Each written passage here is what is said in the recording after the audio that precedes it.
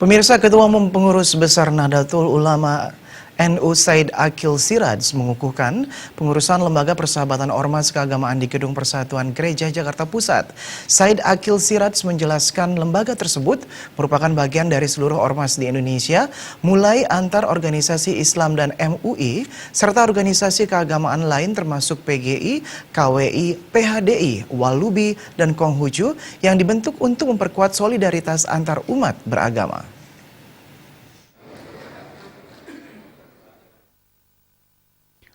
Bertempat di Gedung Persatuan Gereja Jakarta Pusat, Ketua Umum Pengurus Besar Nahdlatul Ulama Said Aqil Siraj mengukuhkan pengurus Lembaga Persahabatan Ormas Keagamaan. Said Aqil Siraj menjelaskan lembaga tersebut adalah bagian dari seluruh ormas yang ada di Indonesia, mulai dari antar organisasi Islam, MUI, dan di luar Islam seperti PGI, KWI, PHDI, Walubi, serta Konghucu. Said Aqil juga menjelaskan lembaga ini bertujuan untuk memperkuat solidaritas bagi anak bangsa, saling tolong-menolong, gotong royong, bergandengan tangan, dan menjaga persatuan dan kesatuan antar umat beragama.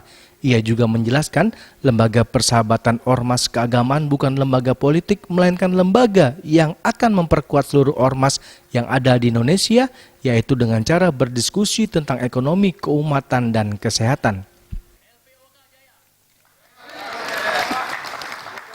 Kali ada organisasi besar persaudaraan antar organisasi Islam 14 dengan organisasi di luar Islam, PGI, KWI, Hindu, Buddha, Konghucu, dalam rangka ingin bertujuan memperkuat budaya Indonesia, yaitu kesatuan persatuan, solidaritas sebagai bangsa, bukan hanya toleransi.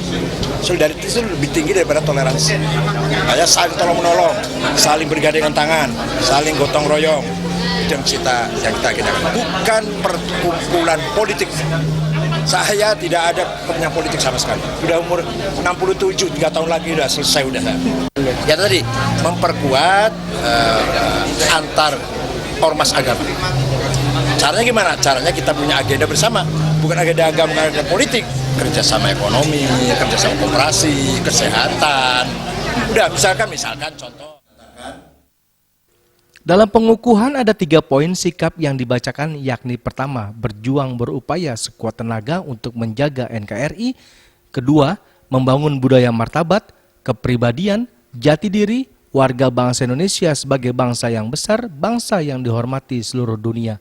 Ketiga, akan selalu bersilaturahmi berkumpul dalam satu wadah dengan penuh rasa toleransi dan menjaga kerukunan antar umat beragama. Salam sejahtera. Dari Jakarta, Ketut Heri dan Ketut Sumadiase melaporkan.